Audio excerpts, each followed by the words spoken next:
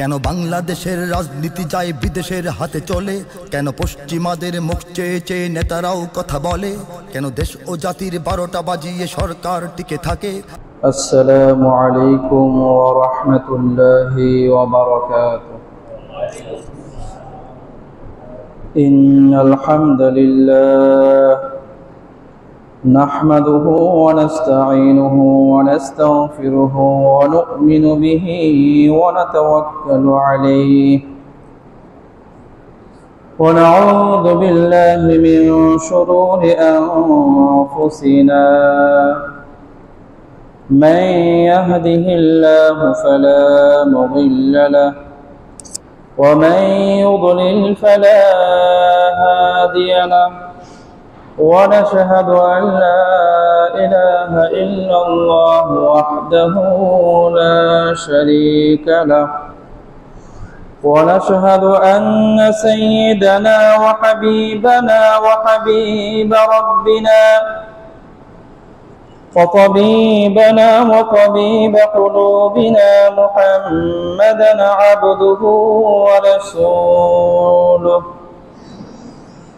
أرسله الله كافة للناس بشيرا ونذيرا وداعيا إلى الله بإذنه سراجا وقمرا منيرا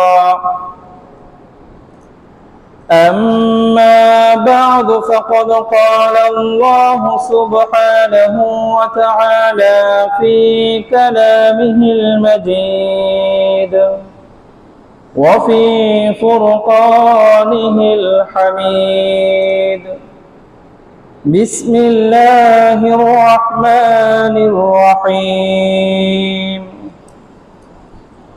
وإذ نجيناكم من آل فرعون يسومونكم سوء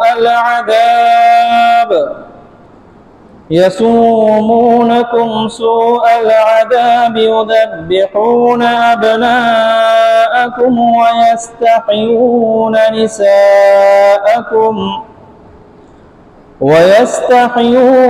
نساءكم وفي ذلكم بلاء من ربكم عظيم صدق الله المولانا العظيم.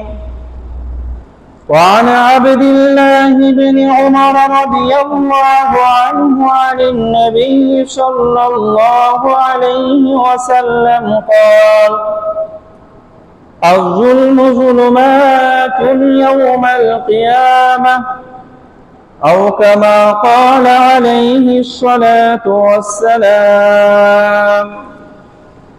صدق الله المولانا العظيم وصدق رسوله النبي الأمي الكريم ونحن على ذلك لمن الشاهدين والشاكرين والحمد لله رب العالمين.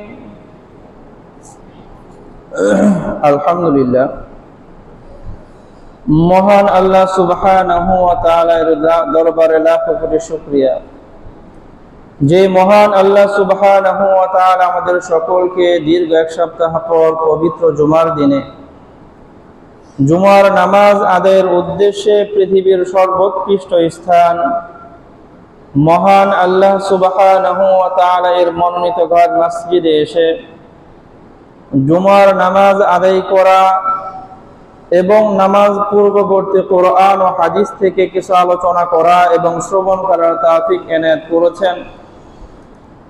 এজন্য আমরা সকলেই দিল থেকে একবার কালিমাতুশ শুকর পাঠ করে নেই, আলহামদুলিল্লাহ। আমরা সকলেই জানি রাসূল আরবি সাল্লাল্লাহু আলাইহি ওয়াসাল্লাম তথা শেষ নবী আগমনেরও প্রায় ১৫০০ বছর পার হয়ে গেছে। আর রাসূল সাল্লাল্লাহু আলাইহি ওয়াসাল্লাম সেই ১৫০০ বছর আগে ভবিষ্যৎবাণী করেছেন, জিইতু আনা ওয়াসসাআতা কাহাতাইন, রাসূল সাল্লাল্লাহু আলাইহি ওয়াসাল্লাম বলেছেন, আমি আর কিয়ামত এরকম কাছাকাছি এসেছি। এই দুই আঙ্গুল উঁচু করে রাসূল বলেছেন, আমি এবং কিয়ামত এরকম কাছাকাছি। এই দুই আঙ্গুলের মাঝে যেরকম ফাঁকা অল্প একটু, আমার রাসূলের আগমন আর কিয়ামতের মাঝের ফাঁকাটাও ঠিক এই সামান্য। অথবা কোন কোন মুহাদ্দিসিনে কেরাম এইভাবে ব্যাখ্যা করেছেন, এই দুইটা আঙ্গুলের এই এক আঙ্গুল যেমন একটু ছোট, আরেক আঙ্গুল একটু বেড়ে গেছে, তো রাসূলের আগমন হলো এখানে, কিয়ামতটা এখানে, একদম কাছাকাছি।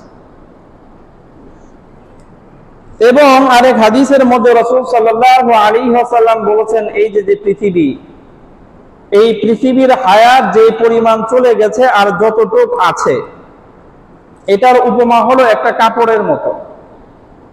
যে কাপড়ের সম্পূর্ণ কাপড়টা ছিঁড়ে গেছে, শুধুমাত্র একটা সুতা বাকি আছে। কয়টা সুতা? একটা সুতা বাকি আছে। এই সুতাটা ছিঁড়ে গেলে পুরো বিচ্ছিন্ন। এই যে সম্পূর্ণ কাপড়টাই ছিঁড়ে গেছে, এটা হলো দুনিয়ার হায়াত যেগুলো চলে গেছে। আছে কতটুকু? ওই এক সুতা পরিমাণ আছে। আমরা সকলেই জানি রাসূল সাল্লাল্লাহু আলাইহি ওয়াসাল্লামের সেই ভবিষ্যৎবাণী অনুযায়ী আমরা সেই আখিরি জামানায় আছি। যে জামানার ব্যাপারে রাসূল সাল্লাল্লাহু আলাইহি ওয়াসাল্লাম অনেক ভবিষ্যৎবাণী করেছেন। পৃথিবীর প্রান্তে প্রান্তে মুসলমানরা আজ নির্যাতনের শিকার। কাফের মুশরিকদের মাধ্যমে এবং নিজেদের ঘরানার কিছু মুনাফিকদের মাধ্যমে মুসলমানরা নির্যাতনের শিকার হয়ে আছে। তো নির্যাতন, জুলুম, মাজলুম, এই সকল পরিভাষা সম্পর্কে আমাদের কিছুটা অধ্যয়ন করা দরকার, জানা দরকার। যার কারণে আজকের এই জুমাতে আল্লাহ রাব্বুল আলামিন যদি তৌফিক দান করেন, তাহলে জুলুম সম্পর্কিত কিছু আলোচনা করবে ইনশাআল্লাহ। প্রথম বিষয় হলো সহজে বুঝে নেই জুলুম কাকে বলে।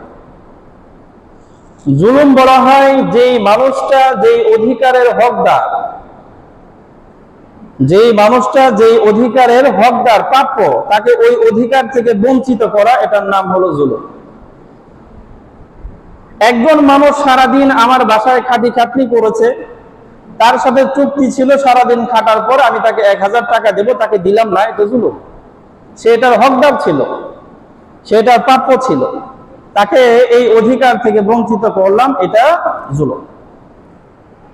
যেই মানুষটা যেই শাস্তির উপযুক্ত না, তাকে ওই শাস্তি দেওয়া, যে যতটুকু অপরাধ করে নাই তার চাইতে অধিক শাস্তি দেওয়া, এটার নাম হলো জুলুম। তাহলে যেই ব্যক্তি যতটুকু পাওনাদার অতটুকু না দেওয়া, সেটাও জুলুম। যেই ব্যক্তি যতটুকু অন্যায় করে নাই তার চাইতে বেশি তাকে শাস্তি দেওয়া, এটাও জুলুম। বাস, এটা স্বাভাবিক একটা অর্থ, যেটা আমরা সকলেই বুঝি। যেই মানুষ যার হকদার ছিল, যার যা অধিকার ছিল, সেই অধিকার তাকে না দেওয়াটাও জুলুম। আর যে যেই পরিমাণ অন্যায় করেছে তার তুলনায় অধিক শাস্তি দেওয়াটাও জুলুম।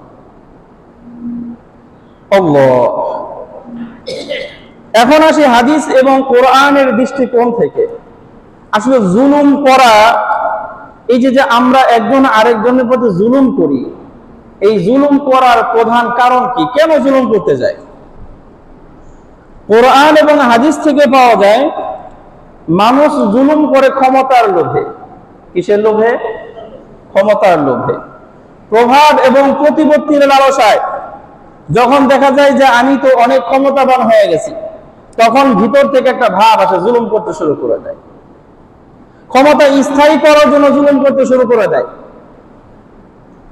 আল্লাহ রাব্বুল আলামিন পবিত্র কোরআন সূরা বাকারা আয়াত নাম্বার 49, আল্লাহ রাব্বুল আলামিন বনি ইসরাইলকে, মুসা আলাইহিস সালামের কওম যারা ছিলেন, তাদেরকে আল্লাহ রাব্বুল আলামিন স্মরণ করে দিচ্ছেন, ওয়াইদ নাজাইনাকুম মিন আলি ফিরআউন।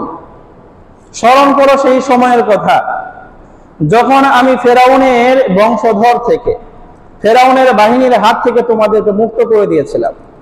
ইয়াসুমুনাকুম সুআল আযাব, তারা তোমাদেরকে অনেক বেশি অত্যাচার করত, জঘন্য অত্যাচার করত। কি করত? ইউযাবিহুনা আবনাআকুম, তোমাদের ছেলে সন্তানদেরকে জবাই করত। ছেলে সন্তানদেরকে কি করত? কথা বলেন। আল্লাহ রাব্বুল আলামিন সূরা বাকারার এই 49তম আয়াতে এই শব্দ ব্যবহার করেছেন, ইউযাববিহুনা আবনাকুম। এই ফেরাউন কি নির্যাতন করত? তোমাদের ছেলে সন্তানদেরকে জবাই করত। ফেরাউন ছেলে সন্তানদেরকে জবাই করত। এই কথাটা শুনতে কেমন লাগে? সূরা আরাফ আয়াত নাম্বার 141। ওই সূরার মধ্যে আল্লাহ রাব্বুল আলামিন হুবহু এই কথাগুলোই বর্ণনা করেছেন। তবে এইখানে ইউযাববিহুন বলেন না, ইউকাত্তিলুনা আবনাকুম। ফেরাউন তোমাদের সন্তানদেরকে হত্যা করে। এই শব্দটার অর্থ স্বাভাবিকভাবে নেওয়া যায়, হত্যা করে। কিন্তু সূরা বাকারার এই 49তম আয়াতে আল্লাহ রাব্বুল আলামিন যে শব্দ ব্যবহার করেছেন, ইউযাববিহুনা আবনাকুম, ফেরাউন তোমাদের সন্তানদেরকে জবাই করে। হত্যা করার তো অনেক পদ্ধতি আছে। একজন আরেকজনকে মেরে ফেলেছে, শুনলে গা এতটা শিউরে ওঠে না, স্বাভাবিক মনে হয় এখন। কিন্তু যখন শুনি জবাই করছে, কেমন লাগে? তো ফেরাউন সে এই মূসা আলাইহিস সালাত নামের কওমের উপর নির্যাতন করত। নির্যাতনের একটা ধরন হলো এই মূসা আলাইহিস সালাত ওয়াস সালামের এই বংশের ছেলে সন্তানদেরকে সে জবাই দিত। এখন এই ফেরাউনের কথা শুনলে, ওই সময়কার কথা শুনলে কত ঘৃণা মনের ভিতরে চাপে। কিন্তু আমাদের বর্তমান সময়ে একজন মানুষ আরেকজন মানুষের গলার মধ্যে ছুরি চালায়, একজন মানুষ আরেকজন মানুষের গলার মধ্যে রান দা দিয়া কুপায়া গলা বিচ্ছিন্ন করে দেয়। তাহলে ফেরাউনকে আল্লাহ রাব্বুল আলামিন যেই কারণে জালেম বলেছেন, এই কারণটা বর্তমান সময়েও আছে না নাই? আছে। ফেরাউন কেন এই কাজ করেছে? কারণ আল্লাহ রাব্বুল আলামিন তাকে রাজত্ব দিয়েছিল, রাজত্ব স্থায়ী করবে, তার সামনে যেন আর কেউ দাঁড়াইতে না পারে। আমাদের বর্তমান জামানায় এরকম জুলুম চলছে কিনা? আল্লাহু আকবার। ইউযাববিহুনা আবনাকুম, এই ফেরাউন তোমাদের ছেলে সন্তানদেরকে জবাই করে। ওয়াস্তাহইউনা নিসাকুম, আর তোমাদের মেয়েদেরকে জীবিত রাখে দাসী বানানোর জন্য। তাদের দ্বারা দাসী বানাবে, তাদের দ্বারা খেদমত নেবে। ওয়াফি যালিকুম বালাউম মির রাব্বিকুম আযীম, আল্লাহ রাব্বুল আলামিন বলেছেন এই প্রেক্ষাপটের মাঝে তোমাদের জন্য রয়েছে মহা পরীক্ষা, মহা পরীক্ষা। তো খেয়াল করেন, এই কোরআনের এই আয়াত থেকে বুঝতে পারলাম এই যে জুলুম করার কারণ কি? এই যে ক্ষমতার দাপট, এখান থেকে কি আসে? কথা বলেন। জুলুমের উৎপত্তি হয়। শুধু কোরআনের এই আয়াত না, আমি আপনাদের সামনে একটা বড় হাদিস শোনাবো। এই হাদিসটা সহিহ মুসলিম শরীফের মধ্যে আছে, 2577তম হাদিস। এই হাদিসটা হাদিসে কুদসি। এই হাদিস কি? হাদিসে কুদসি। হাদিসে কুদসি ওই হাদিসগুলোকে বলা হয় যে হাদিসগুলো রাসূল নিজের জবান দিয়ে বলেছেন, কিন্তু প্রত্যেকটা শব্দ রব্বুল আলামিনের, প্রত্যেকটা শব্দ আল্লাহ, শুধু রাসূল তার জবান দিয়ে বলেছেন। এটা হাদিসে কুদসি। এই হাদিসটা এতটাই চমৎকার যে একজন মানুষের জীবন পাল্টে দেওয়ার জন্য এই একটা হাদিসই যথেষ্ট। এই হাদিস যিনি বর্ণনা করেছেন, তিনার ব্যাপারে পাওয়া যায় যে এই হাদিস বর্ণনা করার পরে সে বলেছেন যে আমি যেই অঞ্চলের মানুষদের কাছে এই হাদিস বর্ণনা করলাম, এই অঞ্চলের মানুষ যদি এই একটা হাদিসকে আঁকড়ে ধরে, তাদের জীবন পরিবর্তন করার জন্য আর কোরআন হাদিসের কিছুই লাগবে না। এত দামি একটা হাদিস, হাদিসে কুদসি। এই হাদিসের মধ্যে আল্লাহ রাব্বুল আলামিন বলেন, ইয়া ইবাদি, হে আমার বান্দা, ইন্নী হারামতু যুলমা আলা নাফসি, শোনো, আমি আল্লাহ নিজের জন্য জুলুম করাকে হারাম করে দিয়েছি। আমি আল্লাহ নিজের জন্য জুলুম করাকে হারাম করে দিয়েছি। ইন্নাল্লাহা লা ইয়াযলিমু মিসকালা যাররাতিন, আল্লাহ রাব্বুল আলামিন কারো প্রতি সরিষার দানা পরিমাণে জুলুম করবেন না। আল্লাহ নিজের উপর নিজেই জুলুমকে কি করে নিয়েছেন? কথা বলেন। হারাম করে নিয়েছেন। কেন আল্লাহ হারাম করলেন? আল্লাহ রাব্বুল আলামিন নিজের জন্য হারাম করে বলতেছেন, দেখো, ওয়াজআলতুহু বাইনাকুম মুহাররামান, আমি আমার জন্য যেরকম জুলুমকে হারাম করে দিয়েছি, তোমাদের সকলের জন্য জুলুমকে হারাম করে দিয়েছি।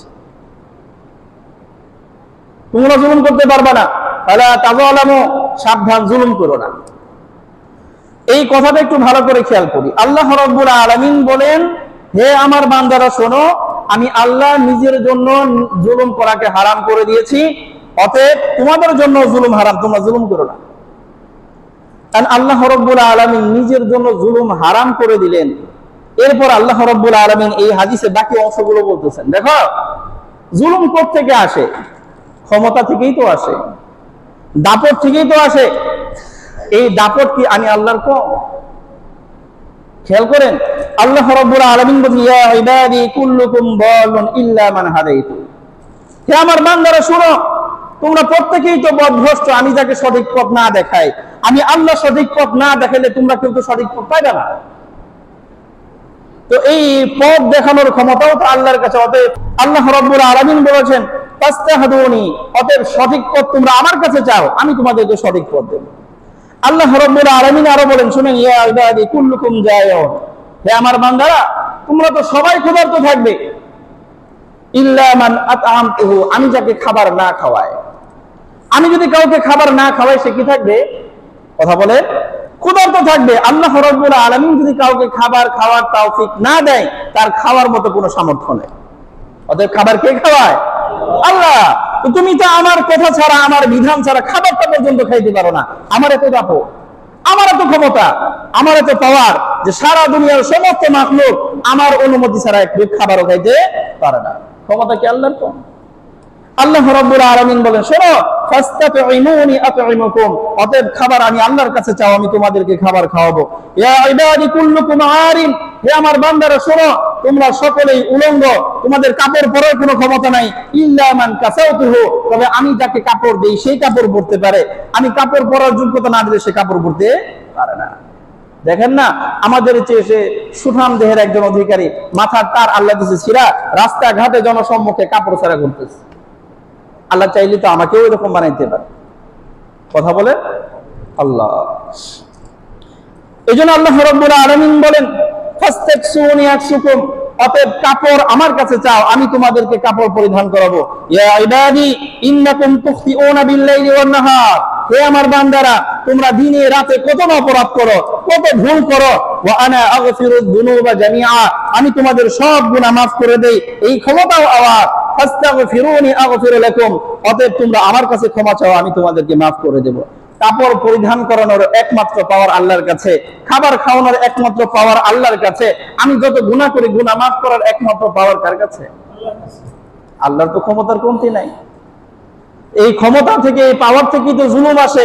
আল্লাহ রাব্বুল আলামিন বলেন, দেখো এই পাওয়ার কিন্তু আমার কমতি নাই। আরো বলেন, ইয়া ইবাদি ইন্নাকুম লাম তাবলুগু দুররি ফাতাদুররুনি, হে আমার বান্দারা শোনো, তোমরা সকলে মিলে যদি আমি আল্লাহর কোনো ক্ষতি করতে চাও, তোমরা কোনো ক্ষতি করতে পারবে না। সারা বিশ্বের সকল মানুষ মিলে যদি বলে আল্লাহর ক্ষতি করে দিল, আল্লাহর কোনো ক্ষতি করা যাবে না। ওয়ালান তাবলুগু নাফঈ ফাতানফাউনি, আর আমার কোনো উপকারও তোমরা করতে পারবে না। তোমরা সবাই মিলে যদি চাও আল্লাহর উপকার করে দিব, আমি আল্লাহর উপকার করার মতো সামর্থ্য তোমাদের নাই। শুধু তাই না, আল্লাহ রাব্বুল আলামিন বলেন, ইয়া ইবাদি লাউ আন্না আউওয়ালাকুম ওয়া আখিরাকুম ওয়া ইনসাকুম ওয়া জিন্নাকুম, হে আমার বান্দারা শোনো, যদি তোমরা সকল মানুষ, আউওয়ালাকুম তোমাদের পূর্ববর্তী মানুষ যারা আদম থেকে নিয়ে এই পর্যন্ত ছিল, তোমরা যারা আছো এবং কিয়ামত পর্যন্ত যত মানুষ আসবে সবাই মিলে, শুধু মানুষ না, ওয়া জিন্নাকুম জিন জাতি যারা আছে তারা সকলে মিলে যদি এরকম করো, কানু আলা আতকা কলবি রাজুলিন ওয়াহিদ, তোমরা যদি একজন ভালো মানুষের মতো হয়ে যাও, নেককার মানুষের মতো হয়ে যাও, সবাই নেককার, কেউ গুনাহ করে না, আল্লাহ রাব্বুল আলামিন বলেছেন, মা যাদা যালিকা ফি মুলকি শাইআ, তোমাদের এই ভালো হয়ে যাওয়াটা আমার রাজত্বে বিন্দু পরিমাণও বাড়াবে না। রাজত্ব কার কমে আর কার বাড়ে? রাজত্ব তার বাড়তে পারে যার রাজত্বে ঘাটতি আছে। আমার রবের রাজত্বে কোনো ঘাটতি নাই, বাড়াবে কোত্থেকে? সব তো আল্লাহ। আল্লাহর রাজত্বের বাহিরে তো বিন্দুও নাই, ওই বিন্দু দিয়ে আল্লাহর একটু বাড়াই দিন। আল্লাহর রাজত্বের বাহিরে একটা কি নাই? বিন্দুও নাই। তাহলে কোত্থেকে আল্লাহর রাজত্ব আমি বাড়াবো? আল্লাহর রাজত্ব যতটুকু প্রভাবিত আছে এর চাইতে বেশি হওয়া সম্ভব না। অতএব সারা দুনিয়ার সমস্ত মানুষ যদি ভালো হয়ে যাও, আল্লাহর রাজত্বে এক যাররা পরিমাণও বাড়বে না। আল্লাহু আকবার। ইয়া ইবাদি লাউ আন্না আউওয়ালাকুম ওয়া আখিরাকুম ওয়া ইনসাকুম ওয়া জিন্নাকুম কানু আলা আফজালি কওলি রাজুলিন ওয়াহিদ মা নাকাসা যালিকা মিন মুলকি শাইআ, হে আমার বান্দারা শোনো, তোমরা সারা দুনিয়ার সকল মানুষ যারা ছিল, আছো এবং আসবে এবং সমস্ত জিন্নাত সবাই মিলে যদি বদকার হয়ে যাও, সবচেয়ে বদকার যে মানুষটা আছে তার মতো সবাই বদকার হয়ে গেল, সবাই ফেরাউন হয়ে যাও, সবাই নমরুদ হয়ে যাও, সবাই হামান হয়ে যাও, সবাই আবু জাহল হয়ে যাও, আল্লাহ রাব্বুল আলামিন বলেন সবাই মিলে আমার রাজত্বের এক জাররাও কমাইতে পারবে না। আল্লাহ রাব্বুল আলামিনের ক্ষমতা কি কম? কথা বলে আল্লাহ রাব্বুল আলামিন বলেন, শোনো, ইয়া ইবাদি লাউ আন্না আউওয়ালাকুম ওয়া আখিরাকুম ওয়া ইনসাকুম ওয়া জিন্নাকুম, হে আমার বান্দারা শোনো, তোমাদের পূর্ববর্তী মানুষ যারা আছে এবং যারা আসবে সবাই মিলে এবং যত জিন্নাত আছে সবাই মিলে কামু ফি সাঈদিন ওয়াহিদ, একটা ময়দানে এসে জড়ো হইলা, সবাই এক জায়গায়, বড় একটা বিস্তৃত মাঠ, এই মাঠের মধ্যে সবাই এসে জড়ো হইছো, হইয়া ফাসআলুনি, সবাই মিলে আমার কাছে চাইতেছো। আমার যদি আল্লাহ সুযোগ দেয় যে বান্দা তুই যা চাইবি আমি তোরে তাই দেব, কোনটা আমি কি চাবো? আপনারা যদি আল্লাহ সুযোগ দেয় বান্দা তুই যা চাইবি তোরে তাই দিবি, কেউ কি আছেন 1000 টাকা চাইবেন? কথা কন। আল্লাহ বলতেছে তুমি যা চাইবে তাই দিব। এমনকি কেউ আছে শুধু কেবল আল্লাহ আমার বাংলাদেশটা দেন, তাও বলবে না। আমাদের প্রত্যেকটা মানুষ যার মাথার মধ্যে বুদ্ধি আছে ন্যূনতম, সে বলবে আল্লাহ পুরো দুনিয়া আমারে দিয়ে দেন। আবার আরেকটু জ্ঞান হলে কেবল 7 দুনিয়া দিয়ে দেন, 10 দুনিয়া দিয়ে দেন, আমাদের। আল্লাহ রাব্বুল আলামিন বলতেছেন সমস্ত মানুষের একটা ময়দানে জড়ো হয়েছে, সকল জিন্নাত এক ময়দানে জড়ো হয়েছে, হইয়া সবাই তার মনের চাওয়া আল্লাহর কাছে পেশ করলো, আল্লাহ আমার এত দেন, এত দেন, এত দেন, সবাই বলছে। আর আল্লাহ রাব্বুল আলামিন বলেন ফাআতাইতু কুল্লা ইনসানিন মাসআলাতা, যে যা চাইছে আমি যদি সব দিয়ে দেই। আমি একটা 7 দুনিয়া চাইলাম, আপনি 10 দুনিয়া চাইলেন, আল্লাহ বলেন যে যা চাইছে আমি যদি সবাই তার চাওয়া পরিপূর্ণরূপে কি করি? কথা বলেন, দিয়ে দেই। আল্লাহ রাব্বুল আলামিন বলেছেন, শোনো, মা নাকাসা যালিকা মিম্মা ইনদি, আমার কাছে যেই সম্পদ আছে, আমার কাছে যে রাজত্ব আছে, এই রাজত্ব থেকে সবাইকে সবকিছু দেওয়ার পরেও একটু কমবে না, একটু ইল্লা, তবে হ্যাঁ কমবে। আল্লাহ বলতেছেন ইল্লা, তবে হ্যাঁ কমবে। কতটুকু কমবে? আল্লাহ বলেন কামা ইয়ানকুসুল মিখিয়াতু ইদা উদখিলাল বাহরা, যেরকম একটা সুই যদি সমুদ্রের মধ্যে চুবানো হয়, এই সমুদ্রের চুবায় সুইটারে যখন উঁচা করবেন, এই সুইয়ের সাথে সমুদ্র থেকে যেই পরিমাণ পানি চলে আসে আমার রাজত্ব থেকে ঠিক এতটুকু পরিমাণ কমবে। এখন চিন্তা করেন তো, একটা সুই, এই সুই পানির মধ্যে চুবাইয়া উঠাইলে সুইয়ের সাথে কি পানি আসে? কথা বলেন না, সুই পিছলে না, আর আসলেও কতটুকু পানি আসবে? যেই পানির ফোঁটা কি বড় হয় দেখা যাবে? ছোট্ট একটা বিন্দু পরিমাণ। আল্লাহ রাব্বুল আলামিন বলেন দুনিয়ার সমস্ত মানুষ মিলাও যদি আমার কাছে চায়, মন মতো চাইছে, যেই পরিমাণ জাল লাগছে চাইছে, আমি সবার সব চাওয়া পূর্ণ করে দিলেও আমার রাজত্ব থেকে এই জাররা পরিমাণও কমবে না। আমার ক্ষমতা কি কম? তা আল্লাহ রাব্বুল আলামিন বুঝাইতে চাইতেছেন, দেখো এই যে আমার পাওয়ার, আমার ক্ষমতা, আমার দাপট কোন অংশই তো কম না। তিনি তো কাদের মুতলাক, যা চান তাই করতে পারেন। ইন্নাল্লাহা আলা কুল্লি শাইইন কাদির, তো তিনি আল্লাহ রাব্বুল আলামিন তো মানুষের অন্তরের খবর নিতে পারেন। আল্লাহ রাব্বুল আলামিনের অনুমতি ছাড়া তো একটা পাতা একটু নাড়াচাড়া করতে পারে না। আল্লাহ রাব্বুল আলামিনের অনুমতি ছাড়া একটা ফোঁটা বৃষ্টি এই জমিনে বর্ষণ হইতে পারে না। আল্লাহ রাব্বুল আলামিনের অনুমতি ছাড়া কোনো দানা থেকে একটা অঙ্কুর গজাইতে পারে না। আল্লাহ রাব্বুল আলামিনের পারমিশন ছাড়া একজন মানুষ তার শ্বাস ছাড়তেও পারে না, নিতেও। এত ক্ষমতার অধিকারী আল্লাহ, এরপরও আমি সেই আল্লাহ ইন্নী হারামতু যুলমা আলা নাফসি, এত ক্ষমতা, এত দাপট থাকার পরেও আমি সেই রব নিজের জন্য জুলুমকে হারাম করে দিয়েছি। তোমার কি ক্ষমতা? কতটুকু রাজত্ব পেয়ে মানুষের উপর জুলুমের স্টিম রোলার চালাও তুমি? আল্লাহ বলতেছেন এত পাওয়ার আমার, এই পাওয়ারের পরেও আমি আল্লাহ নিজের জন্য জুলুমকে কি করে দিয়েছি? হারাম। অতএব আমার যারা বান্দা তারা শুনে রাখো, ওয়াজআলতুহু বাইনাকুম মুহাররামান, আমি তোমাদের জন্য এই জুলুমকে হারাম করে দিয়েছি। জুলুম হারাম। এই হাদিসের মধ্যে আল্লাহ রাব্বুল আলামিন বুঝাইতে চাইলেন, দেখো জুলুম যেই ক্ষমতার বলে করে সেই ক্ষমতা তো আমার কম না, এরপরেও আমি নিজের জন্য কি করেছি? জুলুম হারাম করে দিয়েছি। জুলুম করা যাবে না। আল্লাহু আকবার। জুলুমের কয়েকটা ধরন আমরা একটু জেনে নেই, খেয়াল করি। বুখারী শরীফের মধ্যে হাদিস নাম্বার 67, হযরত আবী বকর নুফাই ইবনুল হারিস রাদিয়াল্লাহু আনহু থেকে বর্ণিত, বিদায় হজের সময় রাসূল সাল্লাল্লাহু আলাইহি ওয়াসাল্লাম তার উটের উপর বসা, একজন সাহাবী সেই উটের লাগাম ধরে দাঁড়িয়ে আছেন। রাসূল সাল্লাল্লাহু আলাইহি ওয়াসাল্লাম সাহাবীদেরকে উদ্দেশ্য করে প্রশ্ন করলেন, আইয়ু ইয়াউমিন হাদা, হে আমার সাহাবীরা, আজকে কি বার বলো তো? আজকে কিসের দিন একটু বলো তো? সব সাহাবীরা জানেন আজকে জিলহজ মাসের 10 তারিখ, আজকে কুরবানির ঈদের দিন, সবাই জানে। কিন্তু সব সাহাবী চুপ, কেউ বলে না। কেন? ফাসাকাতনা হাত্তা যানান্না আন্নাহু সায়ুসাম্মিহি সিওয়া ইসমিহি। আমরা মনে করেছি রাসূল যেহেতু একদম সাধারণ প্রশ্ন করেছেন, জানো আজকে কিসের দিন, এটা উত্তর তো সবাই জানে। এই প্রশ্ন রাসূল কেন করেছেন? আমাদের মনে হয়েছে যে রাসূল এই দিনের নতুন একটা নাম দেবেন। আজকে তো ইয়াউমুন নাহার, ইয়াউমুল উযহিয়া, কুরবানির ঈদের দিন। আমাদের মনে হয়েছে রাসূল আজকে এই দিনের নতুন একটা কি দিবেন, নাম দিবেন। এজন্য আমরা কেউ কিছু বলি নাই। তখন রাসূল সাল্লাল্লাহু আলাইহি ওয়াসাল্লাম নিজেই বলেন, আলাইসা ইয়াউমুন নাহার, এই আজকে কি কুরবানির ঈদের দিন না? তখন সাহাবায়ে কেরাম বলেন, বালা ইয়া রাসূলুল্লাহ, হ্যাঁ আজকে তো কুরবানির ঈদ। সাহাবীরা কেন জবাব দেন নাই? কারণ মনে করছিলেন রাসূল নতুন একটা নাম দেবে, যেটা আমরা জানি না। দ্বিতীয়বার রাসূল সাল্লাল্লাহু আলাইহি ওয়াসাল্লাম প্রশ্ন করলেন, ফা আইয়ু শাহরিন হাদা, বলো তো এটা কি মাস? বলেন তো কুরবানির ঈদ যে মাসে হয়, আমরা বাঙালিরা না জানলাম, আরবরা জানেন ওটা কি মাস? সবাই জানে। সাহাবীরা চুপ, ফাসাকাতনা, আমরা সবাই চুপচাপ আছি। কেন? মনে করছি যে রাসূল সাল্লাল্লাহু আলাইহি ওয়াসাল্লাম মনে হয় এই মাসের নতুন একটা নাম দেবে, আমরা বলি নাই। তখন রাসূল সাল্লাল্লাহু আলাইহি ওয়াসাল্লাম বললেন, এটা কি জিলহিজ্জা মাস নয়? সাহাবায়ে কেরাম বললেন, হ্যাঁ রাসূল, জিলহজ মাস। রাসূল সাল্লাল্লাহু আলাইহি ওয়াসাল্লাম এরপরে প্রশ্ন করলেন, ফা আইয়ু বালাদিন হাদা, এটা কি শহর বলো তো? সাহাবায়ে কেরাম আবার চুপ, মনে করছেন যে আজকে মক্কার নাম নতুন করে রাসূল আরেকটা রাখবেন। তখন রাসূল সাল্লাল্লাহু আলাইহি ওয়াসাল্লাম বলেন, এটা কি মক্কা মুকাররমা না? তখন সাহাবায়ে কেরাম বললেন, হ্যাঁ আল্লাহর রাসূল, এটা মক্কা মুকাররমা। এই সবগুলো কথা জমা করার পর রাসূল সাল্লাল্লাহু আলাইহি ওয়াসাল্লাম বলেন, শোনো, ফা ইন্না দিমাআকুম ওয়া আমওয়ালাকুম ওয়া আগরাবাকুম বাইনাকুম হারাম। তিনটা জিনিস রাসূল উল্লেখ করে দিয়েছেন। রাসূল সাল্লাল্লাহু আলাইহি ওয়াসাল্লাম বলেন, শোনো, ফা ইন্না দিমাআকুম, তোমাদের রক্ত, তোমাদের রক্ত, ওয়া আমওয়ালাকুম, তোমাদের সম্পদ, তোমাদের অধিকার, ওয়া আগরাবাকুম, এবং তোমাদের সম্মান। তোমাদের রক্ত, তোমাদের সম্পদ, অধিকার, এবং তোমাদের সম্মান। অনেক মানুষ আছে তার অর্থ সম্পদ নাই, কিচ্ছু নাই, কিন্তু সমাজে তার একটা সম্মান আছে, সম্মানের একটা জায়গা আছে, এটাই তার জীবনের বড় পুঁজি, বড় সম্বল।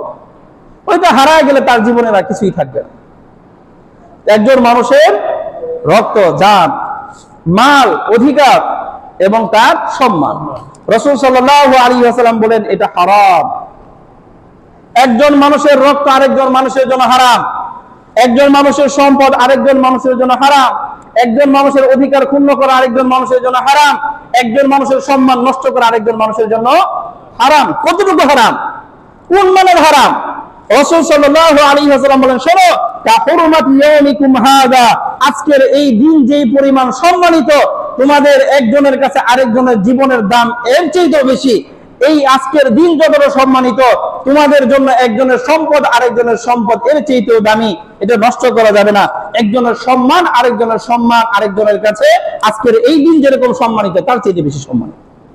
শুধু তাই না, ফি শাহরিকুম হাযা, এই মাস যেরকম সম্মানিত, দামি, এই মাসের চাইতেও একজন মানুষের কাছে আরেকজন মানুষের রক্ত দামি, এই মাসের চাইতেও একজন মানুষের আরেকজন মানুষের সম্পদ দামি, এই মাসের চাইতেও একজন মানুষের কাছে আরেকজন মানুষের সম্মান হতে হবে দামি, এর চাইতে বেশি মর্যাদা। ফি বালাদিকুম হাযা, এই যে মক্কায়ে মুকাররমা, এই যে মক্কা পবিত্র নগরী, এই পবিত্র নগরী যতটুকু পবিত্র, একজন মানুষের কাছে আরেকজনের জান হবে তার চেয়ে বেশি পবিত্র, নষ্ট করা যাবে না। কাবা শরীফের বেইজ্জত করা যতটুকু দোষের, এর চাইতেও বেশি দোষের হলো একজন মানুষের জীবন নষ্ট করা। এটা আমার কথা না। উমর ফারুক রাদিয়াল্লাহু আনহু কাবার চত্বরে ঘুরপাক খাচ্ছে, আর কাবার দিকে তাকায়া উমর রাদিয়াল্লাহু আনহু বলতেছেন, কাবা, তোমার এই চারপাশ দিয়ে মানুষ প্রদক্ষিণ করে, তোমার কত সম্মান করে, আর তোমার গায়ে হাজরে আসওয়াদ আছে, সেটাতে চুমু খায়। এই জন্য তুমি মনে করো না যে তুমি সবচেয়ে দামি হয়ে গেছো। শুনে রাখো, আল্লাহর কাছে একজন মুমিনের জীবন তোমার চাইতে অনেক বেশি দামি। আবার কইবেন উমর কর অধিকার কোত্থেকে পায়? উমর নিজে থেকে বলেন নাই, রাসূল শিখায় গেছেন। কে শিখায় গেছে? আল্লাহ। তো রাসূল সাল্লাল্লাহু আলাইহি ওয়াসাল্লাম বলেন, শোনো, এই একজন মানুষের জান আরেকজন মানুষের জন্য হারাম, একজন মানুষের সম্পদ আর অধিকার আরেকজনের জন্য হারাম, একজন মানুষের সম্মান আরেকজন মানুষের জন্য নষ্ট করা হারাম। কতটা হারাম?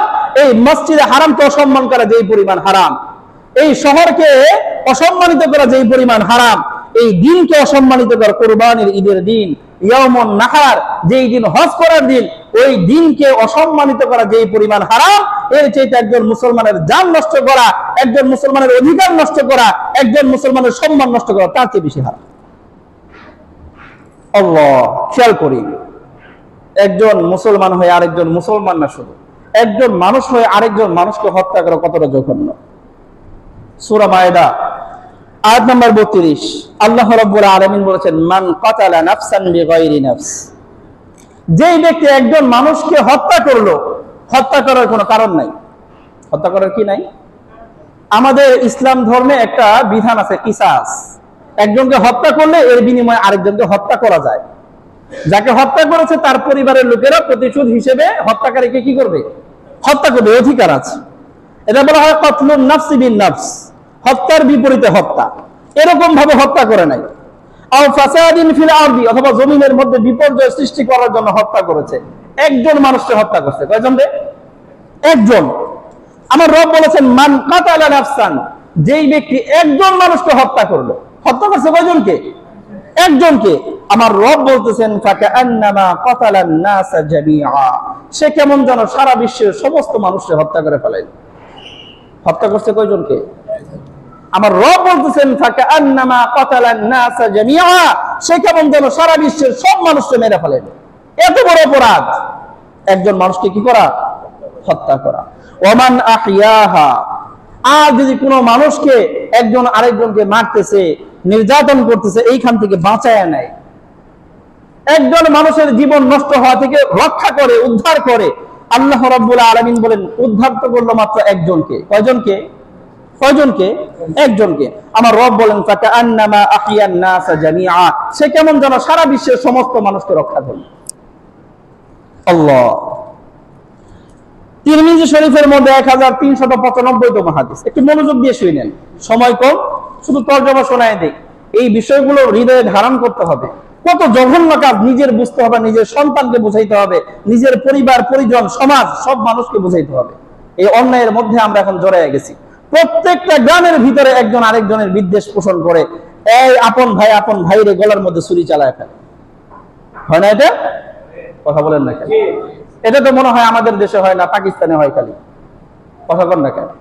আপন ভাইয়ের গলার মধ্যে ছুরি চালায়, আমাদের দেশে তো আর হয় না। মা সন্তানের গলায় ছুরি চালায়, আমাদের দেশে তো আর হয় না। সন্তান বাবার গলায় ছুরি চালায়, এটা তো আমাদের দেশে হয় না। ভাই অধিকার নষ্ট করার জন্য বোনের সম্পদ চাইতে গেলে বোনের গলায় ছুরি চালায়, এটা আমাদের দেশে তো আর হয় না। তা আমাকে জানা দরকার কি? আমাদের দেশে হয়। আল্লাহু আকবার। আমার রব বলতেছেন যে একজন মানুষকে হত্যা করা কেমন যেন সারা পৃথিবীর সমস্ত মানুষকে হত্যা করার মতো। কত ভয়াবহ। তিরমিজি শরীফের মধ্যে 1395তম হাদিস, আব্দুল্লাহ ইবনে আমর রাদিয়াল্লাহু আনহু বর্ণনা করেন, রাসূল সাল্লাল্লাহু আলাইহি ওয়াসাল্লাম বলেছেন, এই যে একটু আগে যে বললাম, উমর রাদিয়াল্লাহু আনহু কাবারে গিয়ে বলেছেন, তোমার চেয়ে একজন মুমিনের জান বেশি দামি। এটা উমর নিজের থেকে বলেন, আমার রাসূল বলেছেন। রাসূল সাল্লাল্লাহু আলাইহি ওয়াসাল্লাম বলেছেন, শুধু কাবা না, লা জাওয়ালুদ দুনিয়া হুয়া, সারা পৃথিবী ধ্বংস হয়ে যাওয়াটাও আল্লাহর কাছে সহজ, স্বাভাবিক। পুরো পৃথিবী ধ্বংস হয়ে যাক, আল্লাহর কাছে এটা তেমন কিছু না। কিসের চেয়ে? মিন কাতলি রাজুলিন মুসলিমিন, একজন মুসলমানকে হত্যা করার। আল্লাহর কাছে একজন মুসলমানকে হত্যা করা সারা পৃথিবী ধ্বংস করার চাইতেও কঠিন। আর একজন মুসলমানকে হত্যা করার চাইতে আল্লাহর কাছে সারা পৃথিবী ধ্বংস করে দেওয়াটাও সহজ। চিন্তা করা যায় একজন মানুষের জানকে, একজন মানুষের জীবনকে আল্লাহ রাব্বুল আলামিন কতটা দামি বানাইছে। সারা পৃথিবীর সবকিছু, শুধু কাবা না, পুরো পৃথিবীর মধ্যে কাবা নাই। কথা বলেন না কেন? মসজিদে নববী নাই? এই যে সারা পৃথিবীর শত শত হাজার হাজার কোটি কোটি মসজিদ গুলো নাই? কথা বলেন না কেন? সবই তো আছে। এই সব কিছু ধ্বংস হয়ে যাওয়াটাও আল্লাহর কাছে সহজ একজন মুমিনের জীবন নষ্ট হওয়ার চেয়ে। আল্লাহু আকবার। খেয়াল রাখি। ইবনে মাজাহ হাদিস নাম্বার 2620, হযরত আবু হুরায়রা রাদিয়াল্লাহু আনহু বর্ণনা করেন, রাসূল সাল্লাল্লাহু আলাইহি ওয়াসাল্লাম বলেছেন, মান আ'আনা আলা কাতলি মুমিনিন, যেই ব্যক্তি একজন মুমিনকে হত্যা করার পিছনে শুধু সহযোগিতা করবে। কি করবে? নিজে হত্যা করে নাই, একজন হত্যা করতেছে, তাকে কি করেছে? সহযোগিতা করেছে। কতটুকু সহযোগিতা করছে? ওই চাকু নিয়ে দিছে, ওর হাত পা বেঁধে দিছে? না না, আমার রাসূল সাল্লাল্লাহু আলাইহি ওয়াসাল্লাম বলেন একজন আরেকজনকে হত্যা করবে, এই লোকটা গিয়ে সহযোগিতা করছে কতটুকু? রাসূল বলেছেন বিশাত্রি কালিমাতিন, ছোট্ট একটা কথা দিয়ে, হাত দিয়ে ধরেও নাই, কিছু আইডিয়াও দেয় নাই, ছোট্ট একটা কথা দিয়ে কি করেছে? সহযোগিতা করেছে। মুখ দিয়ে কোনো একটা কথাকে একটু এগিয়ে দিছে, আরে সাহস জুগিয়ে দিছে, যা আমি আছি তোর পিছে। কথা বুঝেন না? আজকে 10টা লাশ ফালাই দেয়, আমি আছি তোর পিছে, আর কিছুই করে নাই, হে লাশ ফালাই নাই, যায়ও নাই, অস্ত্রও দেয় নাই, সে শুধু কি করেছে? ছোট্ট একটা কথা দ্বারা সহযোগিতা করেছে। রাসূল সাল্লাল্লাহু আলাইহি ওয়াসাল্লাম বলেছেন লাকিয়াল্লাহ আযজা ওয়া জাল্লা, এই লোকটা আল্লাহর সাথে সেই দিন সাক্ষাৎ করবে। কোন লোক? যে হত্যা করেছে? না না, যে সহযোগিতা করেছে ছোট্ট একটা কথা দিয়া। এই লোকটা কাল কিয়ামতের দিন আল্লাহর সামনে যখন দাঁড়াবে, মাকতুবুন বাইনা আইনাইহি, তার এই দুই চোখের মধ্যবর্তী জায়গায় কপালের মধ্যে লেখা থাকবে আইসুম মির রাহমাতিল্লাহ, এই লোকটা আল্লাহর রহমত থেকে বঞ্চিত। সে হত্যা করে নাই, সে হত্যা করার জন্য বড় ধরনের সহযোগিতাও করে নাই, ছোট্ট একটা কথা দিয়ে সহযোগিতা করেছে। আমার রব বলতেছেন কিয়ামতের দিন আমার সামনে যখন আসবে, তার এই কপালের মধ্যে লেখা থাকবে, সারা পৃথিবীর সমস্ত মানুষ দেখতে পারবে যে আল্লাহর রহমত থেকে এই লোকটা বঞ্চিত। আল্লাহু আকবার। তিরমিজি শরীফের মধ্যে 1398তম হাদিস, আবু সাঈদ খুদরি রাদিয়াল্লাহু আনহু বর্ণনা করেছেন এবং হযরত আবু হুরায়রা রাদিয়াল্লাহু আনহু দুজনেই বর্ণনা করেছেন রাসূল থেকে। রাসূল সাল্লাল্লাহু আলাইহি ওয়াসাল্লাম বলেছেন, খেয়াল করেন, খুব গুরুত্বপূর্ণ কথা, আমার নবীর সব কথাই দামি। রাসূল বলেছেন লাউ আন্না আহলাস সামা ওয়া আহলাল আরদ, যদি আসমানের সকল অধিবাসী, আসমানে থাকে কারা? ফেরেশতারা, যদি আসমানের সব ফেরেশতা আর দুনিয়ার সমস্ত মানুষ, যার সংখ্যা আল্লাহ রাব্বুল আলামিন ছাড়া আর কেউ হিসাব করতে পারবে না, আসমানের সব ফেরেশতা আর জমিনের সব মানুষ মিলা কি করেছে? রাসূল সাল্লাল্লাহু আলাইহি ওয়াসাল্লাম বলেছেন ইশতারাকু ফি দামিন মুমিনিন, একজন ব্যক্তিকে হত্যা করার পিছনে সবাই অংশীদার হয়েছে, সবাই মিলা একজনকে মারছে। কয়জন রে? কারা কারা মিলা? আসমানের সব ফেরেশতা মিলছে, দুনিয়ার সব মানুষ মিলছে, যাদের সংখ্যা আমরা হিসাব করে বলতে, এতজন মানুষ, এতজন ফেরেশতা মিলাও যদি একজন মুমিনকে হত্যা করে, মারছে কয়জন রে? শত শত লক্ষ কোটি ফেরেশতা আর এই মানুষেরা একজন মানুষকে শুধু হত্যা করেছে। আল্লাহ রাব্বুল আলামিন বলেছেন এই একজনকে হত্যা করার কারণে লাআকাব্বাহুমুল্লাহু ফিন-নার, আল্লাহ রাব্বুল আলামিন এই লক্ষ কোটি কোটি ফেরেশতা আর সকল মানুষদেরকে জাহান্নামে উবুর করে ফেলে দেন। হত্যা করছে কয়টা? একটা। অংশীদার কতজন? লক্ষ লক্ষ কোটি। আল্লাহ বলেছেন এই এক হত্যার বিনিময়ে এই লক্ষ লক্ষ কোটি মানুষকে আল্লাহ জাহান্নামে নিক্ষেপ করবে। তাহলে যে এক হত্যার বিনিময়ে লক্ষ লক্ষ কোটি ফেরেশতা আর মানুষকে আল্লাহ জাহান্নামে নিক্ষেপ করবেন, ওই একটা মানুষকে যদি আমি নিজে হত্যা করি একা, অন্যায়টা কত বড় একবার চিন্তা করেন না কেন? যেমন আমাদের দেশে তো আইন আছে, একজন আরেকজনকে হত্যা করলে মৃত্যুদণ্ড দেওয়া হয়, ফাঁসি দেওয়া হয়, হয় না? গণপিটুনিতে মারা গেলে তখন তো এটার ওরকম বিচার করা যায় না। কিসে মারা গেছে? গণপিটুনি বুঝি না? ওই জনগণ এসে সাধারণ ভাবে যে যেমনি পারছে পিড়িয়া বুড়িয়া মেরা লেছে, ওইটা তো আমাদের দেশে কি হয় না? কথা বলেন, এতজনে মারছে, কারে বিচার করবো? মারছে একজন রে, মারছে তো 500 600 1000 3000 মানুষে মিলা, কারে এরকম শাস্তি দিব? আমার রব বলতেছেন একজন মানুষের জীবন এত দামি, সারা বিশ্বের সকল মানুষ মিলেও যদি একজনকে মারে, সমস্ত ফেরেশতারা একত্র হয়েও যদি একজনকে মারে, আমি সবাইকে জাহান্নামে ভরব। এত বড় অন্যায় এটা একজন মানুষকে কি করা, না বুঝাই পারতেছি না আপনাদের? তাহলে একজন মানুষের জীবন এত দামি যে এই একজন মানুষকে হত্যা করাটা এত জঘন্য অন্যায় যে আল্লাহ রাব্বুল আলামিন এই অন্যায়ের কারণে সকল ফেরেশতা আর সকল মানুষ অংশীদার হলে সবাইকে জাহান্নামে দিতেও কুণ্ঠাবোধ করবেন না। কত বড় অন্যায়! আল্লাহু আকবার। এরপরে খেয়াল করেন,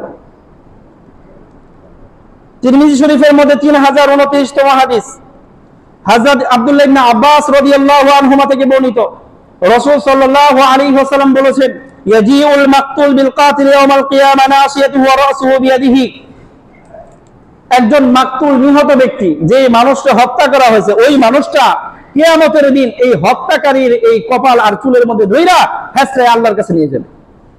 কার কাছে নিয়ে যাবে? আল্লাহর কাছে। ওয়া আওদাজুহু তাশখুবু দামান, রাসূল সাল্লাল্লাহু আলাইহি ওয়াসাল্লাম বলেছেন যাকে হত্যা করা হয়েছিল তার এই শিরা উপশিরা বেয়ে বেয়ে এখনো রক্ত ঝরতেছে, টাটকা, দেখা যাবে যে এই মানুষের রক্ত কাটছিল, রক্ত পড়তেছে। এই লোকটা, তাকে যে হত্যা করেছে, তার কপালের মধ্যে চুলের মুঠায় ধরে নিয়ে যাবে। কোথায় নিয়ে যাবে? রাসূল সাল্লাল্লাহু আলাইহি ওয়াসাল্লাম বলেছেন, এই লোকটা নিয়ে বলবে, ইয়া রাব্বি হাযা কাতালানি, আল্লাহ এই লোকটা আমারে হত্যা করছে। কার কাছে নিয়ে যাবে? আল্লাহর কাছে নিয়ে যাবে। হাত্তা ইউদনিয়াহু মিনাল আরশ, কোথায় নিয়ে যাবে? আল্লাহর আরশের কাছে নিয়ে যাবে। নিয়ে বলবে, আল্লাহ এই বেটাই আমাদের হত্যা করছিল, এই যে দেখেন না রক্ত ঝরতেছে, এই লোকটা আমারে হত্যা করেছিল।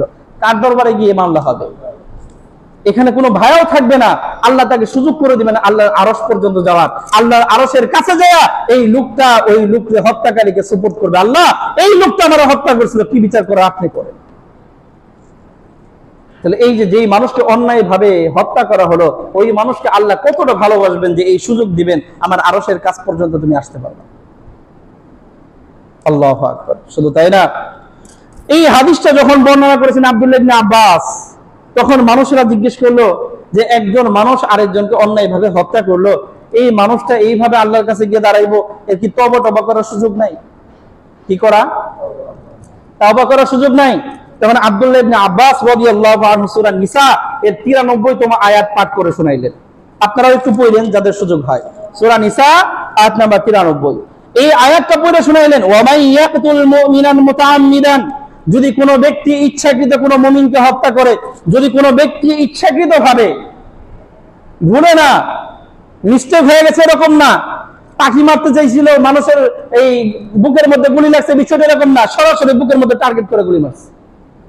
কথা বুঝেন না? তা আল্লাহ বলেছেন, ওয়া মান ইয়াকতুল মুমিনান মুতাআম্মিদান, কোন ব্যক্তি যদি ইচ্ছাকৃতভাবে কোনো মুমিনকে হত্যা করে, আমার কথা না, আমার কোনো কথা বলার সুযোগ নাই শরীয়ত ইসলামের মধ্যে, আমার রবের কথা, ওয়া মান ইয়াকতুল মুমিনান মুতাআম্মিদান, কেউ যদি ইচ্ছাকৃতভাবে কোনো মুমিনকে হত্যা করে, ফাজাযাউহু জাহান্নাম, আমার রব বলেছেন তার শাস্তি হলো জাহান্নাম। তার শাস্তি কি? এখন হযরত ইবনে আব্বাসকে জিজ্ঞেস করলো, তওবার সুযোগ নাই, আর উনি কয় জাহান্নাম। এর পরের অংশ খেয়াল করেন, খালিদান ফিহা, জাহান্নামে সে চিরস্থায়ী হবে। জাহান্নাম থেকে ওই যে কিছু মুমিন আছে না, জাহান্নামে যাওয়ার পরে গুনাহের শাস্তি ভোগ করার পরে আবার আল্লাহ তার মুক্তি দিয়ে জান্নাতে দিবে না, এই লোক আর জান্নাতে হবে না, খালিদান ফিহা, জাহান্নামে চিরস্থায়ী হবে। ওয়া গাদিবাল্লাহু আলাইহি, তার উপর আল্লাহর ক্রোধ, ওয়া লানাহু, আল্লাহ তার প্রতি লানত করেছেন, ওয়া আ'আদ্দা লাহু আযাবান আযীমা, আর আল্লাহ রাব্বুল আলামিন তার জন্য ভয়াবহ শাস্তির ব্যবস্থা করে রেখেছেন। আব্দুল্লাহ ইবনে আব্বাস বলেন, এই আয়াত শোনার পরে কি তোমার মনে হয় আল্লাহ রাব্বুল আলামিন এই ব্যক্তির তওবা কবুল করবে? যেই ব্যক্তির জন্য আল্লাহ চিরস্থায়ী জাহান্নামের ফয়সালা করলেন, যেই চিরস্থায়ী জাহান্নাম হয় কাফের আর মুশরিকদের জন্য, এই যেই ব্যক্তি সরাসরি ইচ্ছাকৃতভাবে একজন মুমিনকে হত্যা করে, তার ব্যাপারে আমার আল্লাহ বললেন তার জন্য জাহান্নাম। কেমন জাহান্নাম? কাফেরদের মতো, খালিদিনা ফিহা, সেখানে চিরস্থায়ী থাকবে। তোমার কি মনে হয় এই ব্যক্তির তওবার সুযোগ আছে? আল্লাহু আকবার। আল্লাহ আমাদের সকলকে এই ধরনের জুলুম থেকে হেফাজতে থাকার তৌফিক দান। এখন খেয়াল করেন, আমরা অনেকে এরকম বলবো, হুজুর এই যে রাস্তাঘাটে ডাকাতে ধরে, বিভিন্ন জায়গায় গিয়ে আমাদের বাড়িতে ডাকাতে আক্রমণ করছে, মনে করেন আমার সম্পদ সে নিয়ে যাবে, এখন আমি কি তার একটু প্রতিহত করতে পারবো না? প্রতিরোধ করতে পারবো না? এখন যদি আমি তারে মেরে ফেলাই তখন কেমন হইবে? এই কথাটাও রাসূল সাল্লাল্লাহু আলাইহি ওয়াসাল্লাম বলে গেছেন। মুসলিম শরীফ হাদিস নাম্বার 140। হযরত আবু হুরায়রা রাদিয়াল্লাহু আনহু বলেন, একজন ব্যক্তি রাসূলের কাছে আসছে। আয়েশা বলছে, দেখেন আমাদের কথাগুলি রাসূলের কাছে সাহাবীরা প্রশ্ন করেছেন। সাহাবী বলতে, ইয়া রাসূলুল্লাহ আরাআইতা ইন জাআ রাজুলুন, রাসূল একটু বলেন না, একজন লোক আমার কাছে আসছে, আয়েশা ইউরিদু আখাযা মালি, সে চাইতেছে আমার সম্পদ নিয়ে যাবে, আমার অধিকার লুট করে নিয়ে যাবে, আমার জিনিস আমারে দিব না, নিয়ে যাইবো গা, এটা চাইতেছে একজন লোক। আয়েশা, আমি কি করব? ক্বালা, রাসূল বলেন, ফালা তুতিহি মালাক, তোমার সম্পদ, তোমার অধিকার তুমি তারে দিবা না। কথা বুঝেন না? সম্পদ তোমার, অধিকার তোমার, ছিনিয়ে নিয়ে যে আসবা তুমি দিয়ে দিবা না, দিবে না, তোমার অধিকার তুমি সংরক্ষণ করবা। এখন এই সাহাবীর প্রশ্ন, ক্বালা আরাআইতা ইন কাতালানি, রাসূল আমি আমার সম্পদ রক্ষা করার চেষ্টা করলাম, হে যদি আমার মেরে ফেলে জায়গা, আমি তো আমার অধিকার চাইছি, কিন্তু সে এসে কি করছে? আমার মেরে ফেলে গেছে, এখন আমি কি করবো? তা আমার কি হইব? রাসূল সাল্লাল্লাহু আলাইহি ওয়াসাল্লাম বলেন, শোনো, যদি তোমার সাথে ঝগড়াঝাটি করে, তোমাকে মারতে চায়, তিলহু, তুমিও তাকে হত্যা করার চেষ্টা করো। সেও তোমার হত্যা করতে চাইতেছে, তুমিও তাহলে কি করো? আমার কথা না, আমি রেফারেন্স দিয়েছি মুসলিম শরীফ হাদিস নাম্বার 140, আপনারা খুঁজে দেখেলেন, এটা রাসূলের হাদিস, আমি শুধু তরজমা করে আপনাদেরকে শোনাচ্ছি। রাসূল বলেছেন কেউ যদি তোমার অধিকার ছিনিয়ে নিতে আসে আর তোমার সাথে এরকম যুদ্ধ করতে চায়, হতাহতের ঘটনা ঘটাইতে চায়, তুমিও প্রতিরোধ করে তুলবা। আমার যদি সে মেরেই ফেলায়, রাসূল বলেন আনতা শাহীদ, তুমি নিজের অধিকার রক্ষা করার জন্য, তুমি নিজের সম্পদ রক্ষা করার জন্য যেহেতু যুদ্ধ করেছো, তোমার মেরে ফেলাইলে তুমি শহীদ হয়ে যাবে, তোমার ঠিকানা জান্নাত। আমার কথা মনে ভালো লাগতেছে না আপনাদের? রাসূলের কথা। তুমি তোমার অধিকার চাইছো, তুমি তোমার সম্পদ রক্ষা করতে চাইছো, আরেকজন আইসে তোমার পিটাই বেড়াইছে, তোমার মেরেই ফেলাইলো, তো তুমি শহীদ। তুমি কি শহীদ? সাহাবী বললেন, রাসূল আমার যদি মারে তাহলে বুঝলাম আমি শহীদ হইলাম, আমার ঠিকানা জান্নাত। উল্টো যদি আমি তারে মেরে ফেলাই? রাসূল সাল্লাল্লাহু আলাইহি ওয়াসাল্লামকে জিজ্ঞেস করেন, আরো আইতা ইন কাতালতুহু, হে আল্লাহর রাসূল আমি যদি তাকে হত্যা করি, যে আমার অধিকার থেকে আমাকে বঞ্চিত করতে চায়, যে আমার সম্পদ লুণ্ঠন করতে চায়, আমি যদি তারে হত্যা করি তাহলে কি হইব? রাসূল সাল্লাল্লাহু আলাইহি ওয়াসাল্লাম বলেছেন, ক্বালা হুয়া ফিন-নার, তাহলে যেই মানুষ তোমার অধিকার লুণ্ঠন করতে আসছে, যেই মানুষ তোমার সম্পদ লুট করতে আসছে, ওই লোকটাকে যদি তুমি হত্যা করো তাহলে ওর ঠিকানা হলো জাহান্নাম। ওর ঠিকানা কোথায়? ফায়সালা চূড়ান্ত। তুমি তোমার অধিকার সংরক্ষণ করবা, একজন আইসা তোমার হত্যা করছে, তুমি শহীদ। আর তুমি নিজের অধিকার রক্ষা করার জন্য আত্মরক্ষা করতে গিয়ে আরেকজনকে মারছো, ওর ঠিকানা জাহান্নাম। কারণ ও তো ভালো কাজ করতে আসে নাই। আল্লাহ বুঝার তৌফিক দান করেন। এই প্রথম কথা ছিল, রাসূল সাল্লাল্লাহু আলাইহি ওয়াসাল্লাম বললেন একজন মানুষের জান আরেকজন মানুষের কাছে এই কাবা শরীফ, এই মক্কা মুআজ্জামা, এই কুরবানির ঈদ, এই সারা পৃথিবীর চাইতেও বেশি দামি। হত্যা করা যাবে না।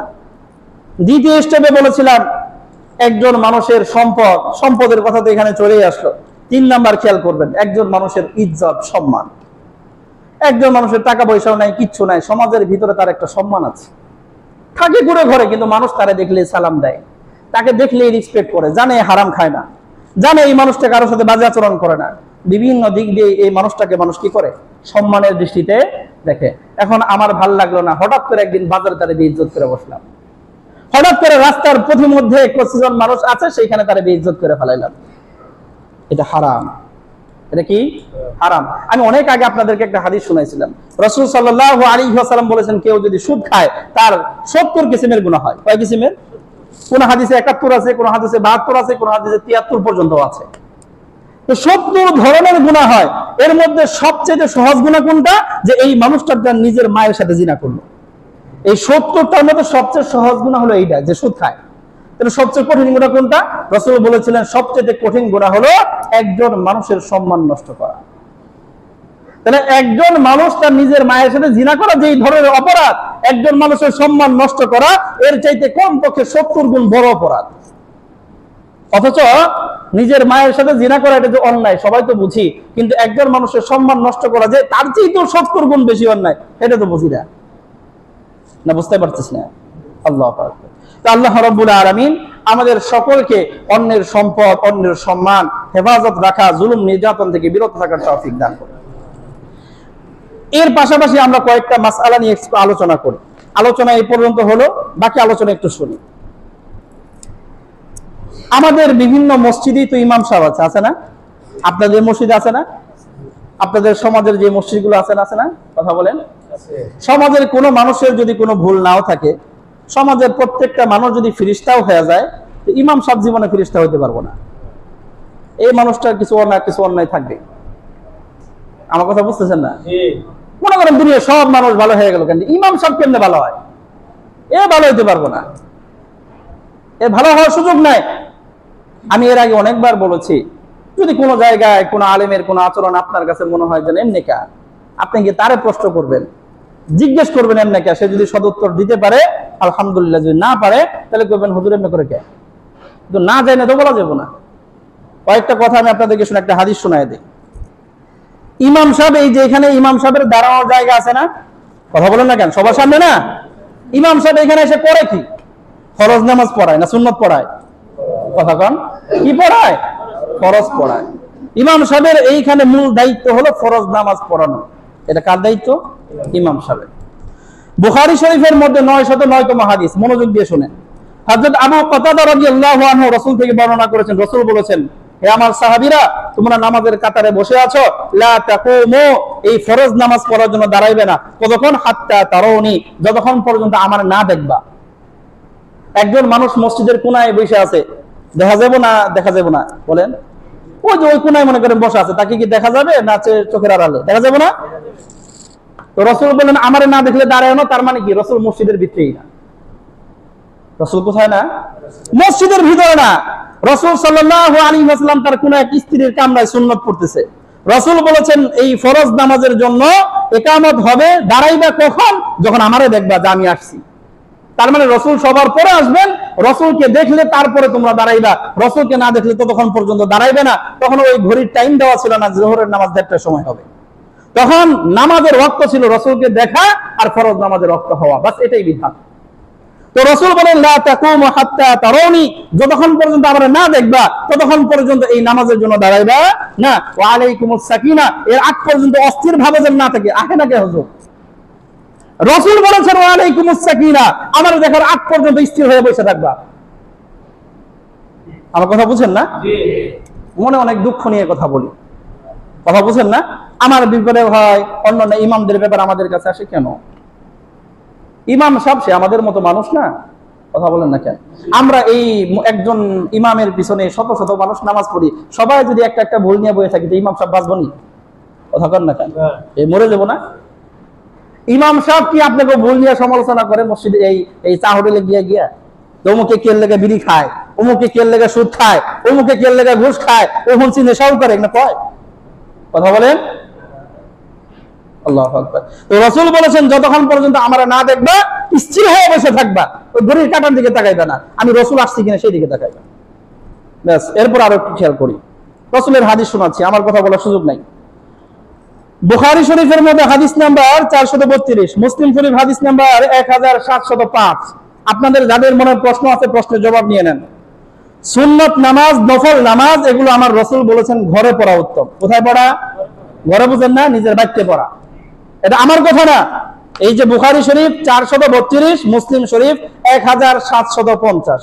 হযরত ইবনে ওমর রাদিয়াল্লাহু আনহু বর্ণনা করে রাসূল বলেছেন ইজআলু ফি বুয়ুতিকুম মিন সালাতিকুম, রাসূল বলেছেন বাড়িতেও কিছু নামাজ পড়ো, ওয়ালা তাত্তাখিদুহা কুবুরা, বাড়িতে কবর বানায়ও না। কবরে তো নামাজ পড়া যায় না, অতএব বাড়িতে কি বানায়ও না, বাড়িতেও কি করো? নামাজ পড়ো। বাড়িতে কোন নামাজ পড়বো? ফরজ নামাজ। সুন্নাত নফল পড়বে। মুসলিম শরীফের মধ্যে 1707, হযরত জাবের রাদিয়াল্লাহু আনহু থেকে বর্ণিত, রাসূল বলেছেন ইদা ক্বাদা আহাদুকুমুস সালাতা ফি মাসজিদিহি, মসজিদের নামাজ যখন কমপ্লিট, মসজিদের নামাজ কোনটা একটু পরে বলতেছি, মসজিদের নামাজ যখন কি হয়েছে, কথা বলেন, কমপ্লিট, তুমি আদায় করছো, ফালিয়াজাল লিবাইতিহি নাসিবাম মিন সালাতিহি, সে যেন বাড়িতে নামাজ পড়ার জন্য কিছু নামাজ রাখে। ফা ইন্নাল্লাহা জাইলুন ফি বাইতিহি মিন সালাতিহি খায়রা, কারণ একজন মানুষ যখন তার বাড়িতে নামাজ পড়ে এর মাধ্যমে আল্লাহ রাব্বুল আলামিন সেই ফ্যামিলিতে কল্যাণ দান করে। আমার কথা না। সহিহ মুসলিম শরীফ হাদিস নাম্বার 1708, রাসূল সাল্লাল্লাহু আলাইহি ওয়াসাল্লাম বলেছেন মাসালুল বাইতিল্লাযী ইউযকারুল্লাহ ফি, যেই বাড়িতে আল্লাহর জিকির হয়, আর আল্লাহ রাব্বুল আলামিন বলেছেন আকিমিস সালাতা লিযিকরি, আমার স্মরণে নামাজ পড়বা, অর্থাৎ যেই বাড়িতে আল্লাহর জন্য নামাজ আদায় করা হয় আর যেই বাড়িতে নামাজ আদায় হয় না, রাসূল বলেছেন ওই দুই বাড়ির উদাহরণ মাতালুল হাইয়্যি ওয়াল মাইয়িত। ওই দুই বাড়ির উদাহরণ হলো যেই বাড়িতে নামাজ হয় ওইটা হলো জিন্দা বাড়ি, আর যেই বাড়িতে নামাজ আদায় হয় না ওইটা হলো মুর্দা বাড়ি। কি বাড়ি? মুর্দা বাড়ি। খেয়াল করেন, সহিহ মুসলিম হাদিস নাম্বার 1710, লম্বা হাদিস। এই হাদিসের মধ্যে যায়েদ ইবনে সাবিত রাদিয়াল্লাহু আনহু বর্ণনা করেন রাসূল সাল্লাল্লাহু আলাইহি ওয়াসাল্লাম মসজিদের এক পাশে ছোট্ট একটা কামরা বানাইছে। কারা বানাইছে?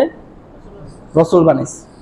হাদিসের শব্দ হলো ইহতাজারা রাসূলুল্লাহ সাল্লাল্লাহু আলাইহি ওয়াসাল্লাম হুজাইরাতান বি খাসাফাতিন আও হাসিরিন, রাসূল সাল্লাল্লাহু আলাইহি ওয়াসাল্লাম কিছু চাটাই দিয়া অথবা ওই যে খেজুর গাছের ডাল দিয়া মসজিদের এক কর্নারে ছোট্ট একটা কামরা বানাইছে। কে বানাইছে? আপনি কি ইমাম সাহেব না, কারা বানাইছে? রাসূল বানাইছে। তো রাসূল সাল্লাল্লাহু আলাইহি ওয়াসাল্লাম ফরজ নামাজ ছাড়া বাকি সুন্নাত নফল ওইখানে আদায় করতেন। আর সাহাবায়ে কেরাম যখন দেখলেন যে রাসূল যে ওই কামরায় নামাজ পড়ে, তো সাহাবীরাও দলে দলে ঢোকা শুরু করছে। এইজন্য রাসূল সাল্লাল্লাহু আলাইহি ওয়াসাল্লাম 2-3 দিন ওই কামরায় আসে নাই, বাসায় নামাজ পড়ছে। ওই কামরাটা বানাইছে রাসূল নিরিবিলিতে একটু কি করার জন্য?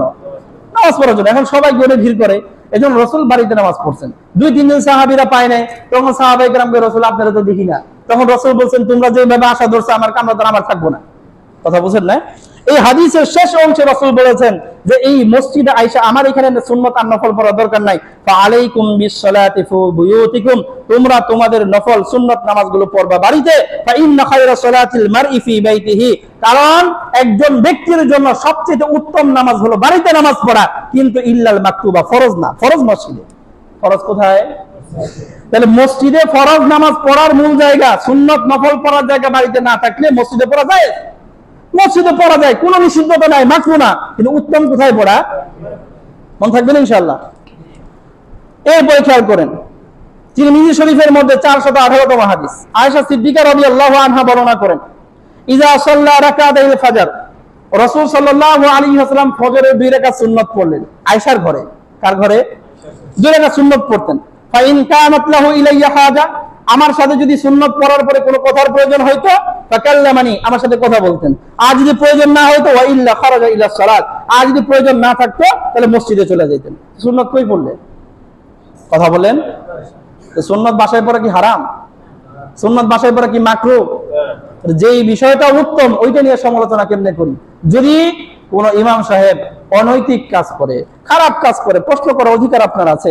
যেই কাজটা উত্তম সেই কাজ ইমাম সাহেব করবে, এটা নিয়ে যদি সমালোচনা করেন তো ইমাম সাহেবের তো কবরে যাওয়া ছাড়া গতি নাই। কথা বুঝেন না? আমার আকলে যদি না আসে, ইমাম সাহেব তো জিজ্ঞেস করতে পারি, হুজুর আপনি নামাজ পড়ে কই যান? কথা বুঝেন না? কথা কয় না, জিজ্ঞেস করা যায় না? ইমাম সাহেব কি প্রধানমন্ত্রী যে তার কাছে যাইতে টিকিট কাটা লাগে? জিজ্ঞেস করা যায়। এই যে এইভাবে মানসিক কষ্ট দেওয়া, মানুষের কাছে ইমাম সাহেবের যে একটা মর্যাদা আছে, সম্মান আছে, সেটা ক্ষুণ্ণ করা, মনে রাখবেন হারাম, হারাম, হারাম। ইমাম সাহেবের কাছে ওই জবাবদিহিতা না কইরা আল্লাহ রাব্বুল আলামিনের কাছ থেকে মাপ পাওয়া যাবে না। আমার কথা বুঝেন না? সাধারণ মানুষকে কষ্ট দেওয়া যেরকম হারাম, ইমাম সাহেবের কষ্ট দেওয়া হারাম। আবার রাসূল বলেছেন মানুষের সম্মান এটা এই সারা বিশ্বের সমস্ত কিছুর চাইতেও দামি। খেয়াল রাখবেন ইনশাআল্লাহ। আল্লাহ রাব্বুল আলামিন বুঝার তৌফিক দান করেন। এখন আমরা ছোট্ট একটা হাদিস বলে শেষ করি, সময় তো শেষ হয়ে গেছে। ছোট্ট একটা হাদিস, এই যে আমরা মনে করেন 5 ওয়াক্ত নামাজ পড়লাম, রোজা রাখলাম, হজ করলাম, যাকাত দিলাম, সবই করলাম, কিন্তু মানুষের প্রতি জুলুম ছাড়লাম না। কথা বুঝেন না? তাহলে আমাদের অবস্থাটা কেমন হবে? খেয়াল করেন, আল্লাহ রাব্বুল আলামিন পবিত্র কোরআনে বলেছেন, ওয়ালা তাহসাবান্নাল্লাহা গাফিলান আম্মা ইয়ামালুজ জালিমুন, জালেমরা যে কাজগুলো করতেছে মনে করো না যে আল্লাহ গাফিল, আল্লাহ সব নোট করে রাখতেছেন। কথা বুঝেন না? রাতের আন্ধারে লাইট মাইট সব বন্ধ, হেনা কাম করছেন, কারো প্রতি জুলুম করছেন, কারো কাছে ডাব চুরি করে খাইছেন, সব নোট করা আছে। তবে দুনিয়ার কারো তো দেখবার দেয় নাই, কারো তো ভিডিও করবার দেয় নাই, লাইটও তো বন্ধ করে দিয়েছি। কথা বুঝেন না? কেউ তো দেখে নাই। এটা আবার আল্লাহ, হ্যাঁ, আল্লাহু আকবার। পবিত্র কোরআনে আল্লাহ বলেছেন সেই দিন যখন আমলনামা সামনে আসবে মানুষের অবাক হবে, মা লিহাদাল কিতাব, আরে এই কিতাবটা কেমন, লা ইউগাদিরু সগীরাতান ওয়ালা কাবীরাতান ইল্লা আহসাহা, আমার জীবনে ছোট বড় সব না দেখি লেখা, কোনোটাই তো বাদ দেয় নাই। রাতের অন্ধকারে করছি, হেডেও লেখছে, গর্তের ভিতরে করছি, হেডেও লেখছে, সবই তো লেখা। আল্লাহ আল্লাহ মাফ করো। হযরত আবু হুরায়রা থেকে বর্ণিত একটা হাদিস, 2000 মুসলিম শরীফের মধ্যে 2581, এই হাদিস বলে আজকে আলোচনা শেষ। রাসূল সাল্লাল্লাহু আলাইহি ওয়াসাল্লাম সাহাবীদেরকে প্রশ্ন করেছেন, হে আমার সাহাবীরা তোমরা কি জানো আতাদরুনা মানিল মুফসিস, আমার এই উম্মতের মাঝে সবচেয়ে দরিদ্র সবচেয়ে অসহায় লোকটা কেডা? সাহাবায়ে কেরাম জবাব দিলেন, আমরা যে জবাব দিতাম, সবচেয়ে গরীব কারা? সাহাবায়ে কেরাম বলে, ইয়া রাসূলুল্লাহ মান লা দিরহাম লাহু ওয়ালা মাতা, যে মানুষের টাকা পয়সা নাই, অর্থ সম্পদ নাই, জায়গা জমি নাই, সেটা গরীব। আমরা কি ভিন্ন উত্তর দিতাম? আমার যদি কেউ জিজ্ঞাসা হতো গরীব কারা, কোন কোনো টাকা নাই, পয়সা নাই, জায়গা জমি নাই, সেটাই তো গরীব। ভিন্ন কোনো উত্তর আছে আমাদের কাছে? সাহাবীরা এই উত্তর দিয়েছেন। রাসূল সাল্লাল্লাহু আলাইহি ওয়াসাল্লাম বলেন যে না, তোমাদের উত্তর সঠিক হয় নাই। ইন্নাল মুফলিসা মিন উম্মতি, আমার উম্মতের মধ্যে সবচেয়ে অসহায় সবচেয়ে গরীব হলো ওই ব্যক্তি, মান ইয়াতি ইয়াউমাল কিয়ামাতি বিসসালাতিন, যেই ব্যক্তি কিয়ামতের দিন আল্লাহর সামনে এক পাহাড় সম পরিমাণ নামাজের ইবাদত নিয়ে আসবে। তাহাজ্জুদ আছে, ইশরাক আছে, আওয়াবিন আছে, ফাজরের নামাজ আছে, আরো কত নফল নামাজ আছে, পুরো এক পাহাড় নিয়ে আসছে, শুধু নামাজ আর নামাজ। তার কি মনে হয় এই লোকটা নামাজ পড়ে নাই? নামাজ পড়ছে, এক পাহাড় সম পরিমাণ নামাজ। শুধু তাই না, অসিয়ামিন, এক পাহাড় সম পরিমাণ রোজার ইবাদত নিয়ে আসছে, ওয়া যাকাতিন, যাকাতের সওয়াব আছে, তার মানে লোকটা ধনী ছিল, অনেক পরিমাণ যাকাতের নেকিও নিয়ে আসছে। এখন মনে মনে কইবেন হুজুর দুনিয়ার হাইসিয়ত বাদ দিলাম, দুনিয়াতে গরিব তো বুঝলাম, যার টাকা নাই পয়সা নাই, কিয়ামতের হিসাবেও যদি ধরেন তাহলে গরিব তো হইব যার কি নাই কোনো নেকি।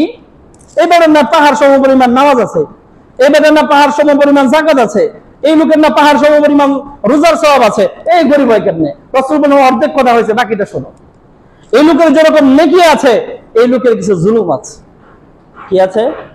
জুলুম। কেমন জুলুম আছে খেয়াল করেন। ওয়ায়াতি কাদের সাথে মাহাজা, কাউরে গালি দিছিল, জুলুম। ওয়াকাদাফা হাজা, কারো নামে মিথ্যা অপবাদ দিছিল, জুলুম। ওয়াকালা মালা হাজা, কারো মাল অবৈধভাবে লুট করে খাইছিল, জুলুম। এরপর রাসূল বলেন ওয়াসাফাকা দামা হাজা, কারো রক্ত প্রবাহিত করেছিল, কাউরে হত্যা করছে, জুলুম। ওয়াযরাবা হাজা, কাউরে থাপ্পড় টাপ্পড় মারছে, একদম হত্যা করে নাই, মারটাপ দিছে, এটাও জুলুম। তাহলে তার যেরকম ইবাদতের পাহাড় আছে, আবার এই পাশে জুলুমেরও কি আছে? পাহাড় আছে। তো রাসূল সাল্লাল্লাহু আলাইহি ওয়াসাল্লাম বলেন আল্লাহ ফয়সালা করবেন, ফায়ুতা হাদা মিন হাসানাতিহি ওয়া হাদা মিন হাসানাতিহি। এই লোকের যে নেকির পাহাড় আছে, এইখান থেকে যারে গালি দিছিল তারে কিছু নেকি দেবে, যারা থাপ্পড় মারছিল তারে কিছু নেকি দেবে, যারে অবৈধভাবে যার সম্পদ লুট করে রেখেছে তারে কিছু নেকি দিবে, এইভাবে দিতে থাকবে। কারণ তার তো আসলে নেকির পাহাড়। আমার রাসূল বলেছেন ফা ইন ফানিয়াত হাসানাতুহু ক্বাবলা আইয়াকদিয়া মা আলাইহি, তার যে দায়িত্ব, তার উপর যে বোঝা, এই বোঝাগুলো হালকা করার আগে দেখা যায় নেকির পাহাড় সব জিরো, আর নেকি নাই। এরকম যাদের উপর অত্যাচার করছিল দিতে দিতে দিতে দিতে দেখ পাহাড় শেষ, এখন আর কি নাই? কথা বলেন, নেকি কিন্তু অন্যায় এখনো কি আছে? বাকি আছে। তাহলে আর মানুষের দিব কি? হেরাও তো পাওনাদার, তাদেরকে কি দেবে? এখন দেওয়ার মতো তো কিছু কি নাই, কিছু নাই। তো রাসূল সাল্লাল্লাহু আলাইহি ওয়াসাল্লাম বলেন উখিযা মিন খাতায়াহুম, তখন এই যে যারা পাওনাদার আছে তাগরে কইব তোমরা তো নেকি দিয়া পাবো না, তোমরা যে গুনাহ আছে না সেই গুনাহ ওরে দিয়ে দাও। কি দিয়ে দাও? তাহলে এই ব্যক্তির আমল নামায় কি ছিল? পাহাড় পাহাড় সওয়াব ছিল, সওয়াব তো সব জিরো হয়েছে। এখন অন্যের কাছ থেকে গুনাহ আসা শুরু হয়েছে, নিজের কিন্তু ওই গুনাহগুলো ছিল না, অন্যের কাঁধের গুনাহগুলো নিজের কাঁধে আসতে থাকবে। খেয়াল করেন, তুরিহাত আলাইহি, সব গুনাহ তার কাঁধের উপর চাপিয়ে দেওয়া হবে, সুম্মা তুরিহা ফিন নার, এরপরে জাহান্নামে নিক্ষেপ করে দেওয়া হবে। আমার উম্মতের মধ্যে সবচেয়ে দুর্বল, সবচেয়ে অভাবী, এই যে সবচেয়ে নিরীহ এই লোকটা, যে লোকের পাহাড় সমপরিমাণ নেকি থাকলেও জান্নাতে যাওয়ার সৌভাগ্য হবে না। পকেটে লক্ষ কোটি টাকা আছে, গরুর গোশত খাওয়ার খুব শখও আছে, বাজারে যাওয়ার সক্ষমতাও আছে, কেনারও সক্ষমতা আছে, এই রান্না করে আমার সামনে পর্যন্ত প্রস্তুত করে দেওয়ার লোক আছে, কিন্তু ডাক্তারে কইছে এক টুকরাও খাওয়ানো যাবে না। এর চেয়ে বড় আফসোসের আর কি আছে? কথা বুঝেন না? একজন মানুষের টাকা পয়সা নেই, অভাব নেই, গরুর গোশত খেয়ে পারে না, ওর কোনো মানসিক অন্তত কি নাই, অস্থিরতা নাই, টাকা নাই, খেয়ে পারি নাই, ওর সবই আছে কিন্তু খাইতে, ওর এরকম পাহাড় সমপরিমাণ কি আছে? নেকির পাল্লা আছে, কিন্তু জান্নাতে। আল্লাহু আকবার। এজন্য আল্লাহ রাব্বুল আলামিন আমাদের সকলকে এই যাবতীয় অন্যায় থেকে, জুলুম থেকে আল্লাহ রাব্বুল আলামিন আমাদেরকে হেফাজতে থাকার তৌফিক দান করেন।